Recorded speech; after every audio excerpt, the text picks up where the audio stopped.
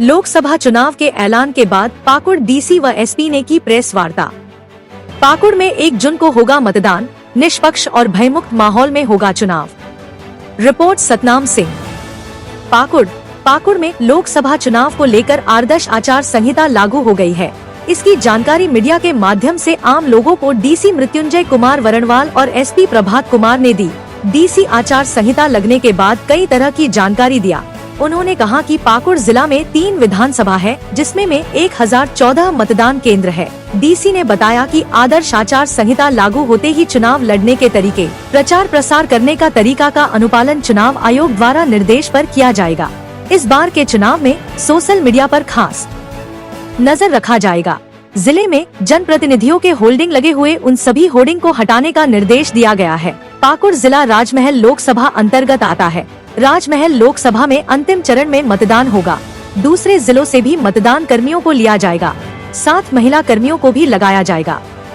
सभी को नमस्कार। सबसे पहले तो मैं बताना चाहूँगा कि आज ईसीआई ने पार्लियामेंट्री इलेक्शन का अनाउंसमेंट कर दिया है और इसके साथ ही पाकुड़ जिले में भी मॉडल कोड ऑफ कंडक्ट का पूरा इन्फोर्स हो चुका है, जो सब पे लागू होता है। सरकारी मछली, पॉलिटिकल पार्टी सभी लोगों पे लागू होता है। मैं ये बताना चाहूँगा कि इस बार इलेक्शन 7 फेज में होने वाला है। पाकुड़ जिला राजमहल पार्लियामेंट्री कंस्टिट्यूंसी के क्षेत्र में पड़ता है, जो 7वां फेज में है। और इसके मैं डेट्स बताना चाहूँगा। जो गजेट नोटिफिकेशन का डेट है वो 7 मई, नॉमिनेशन का लास्ट डेट आपका 14 मई, स्क्रूटनी का लास्ट डेट है 15 मई, विड्रॉल का 17 मई, डेट ऑफ पोल चुनाव का दिन है वो 1 जून को है और काउंटिंग है 4 जून को होगी। ये है इसके डेट्स रखे गए। तैयारी के कॉन्टेक्स्ट की बात करूँ तो हम लोग को जो नेसेसरी तैयारी करनी हो चुकी है वो हम लोग ऑलरेडी कर रहे हैं। आज से आपका एमसीसी लागू हो गया। इसी के साथ ही हमारे एफएसटी फंक्शनल हो चुके हैं। हमारे एफएसटी ऐसे फील्ड में रेडी हो गए, जो बाकायदा जीपीएस बेस्ड है मॉनिटरिंग करते हैं, रियल टाइम पे है देखेंगे।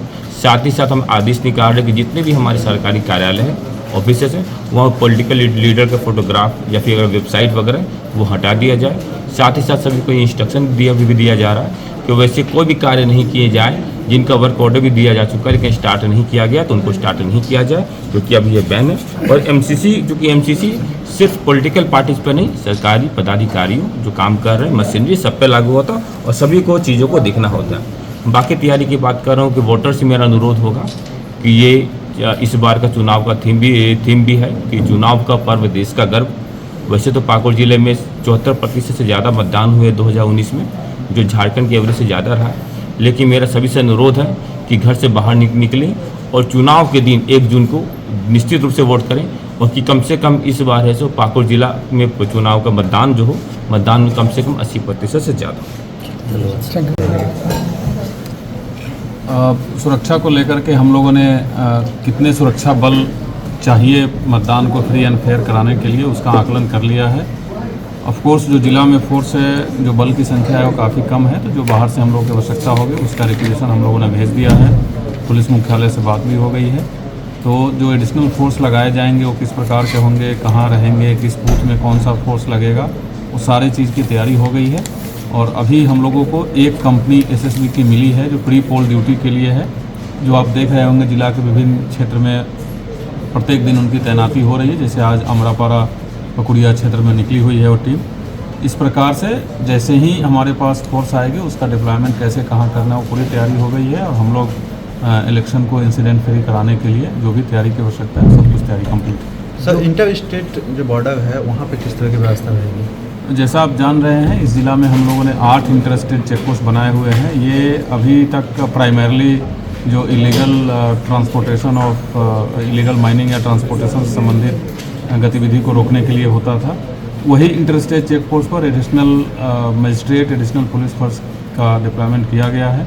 और अभी से उनको जो चुनाव से संबंधित जो भी गाइडलाइंस है सभी को ब्रीफ भी कर दिया गया है। 1-to-1 ग्रुप में भी डीसी साहब के द्वारा ब्रीफिंग की गई है, उनका ट्रेनिंग भी हो चुका है। और अब वो इंटीग्रेटेड चेक पोस्ट के रूप में काम करेगा। जो इलेक्शन संबंधी जो चीज़ करनी है कि इंटर स्टेट चेक पोस्ट पर, वो सारे वो चेक पोस्ट पे ऑलरेडी एक्टिवेटेड है, सब लोग काम कर रहे हैं। सर, जो क्रिटिकल बूथ है उसमें क्या LRP वगैरह भी चलाया जाएगा पुलिस में? बिल्कुल, ये एग्जैक्ट डिटेल्स मैं अभी आपको नहीं बता पाऊंगा, बट डेफिनेटली जो क्रिटिकल बूथ्स है उस पर एक्स्ट्रा केयर हम लोग लेते हैं। एक्स्ट्रा सिक्योरिटी फोर्सेस लगाए जाते हैं। बहुत सारी ऐसी चीज़ें हैं जो वहाँ नॉर्मल बूथ के कंपैरिजन में एक्स्ट्रा लगाए जाते हैं ताकि वोटर्स को किसी प्रकार की कोई दिक्कत नहीं हो, तो वो सब तैयारी कर ली गई है। जैसे ही हम लोगों को एग्जैक्ट नंबर ऑफ़ फोर्सेस कितना मिलता है उसके बाद हम लोग एक बार और उसको रिकैलिब्रेट करके डेफिनेटली उस पर एक्स्ट्रा फोकस करेंगे। Thank you.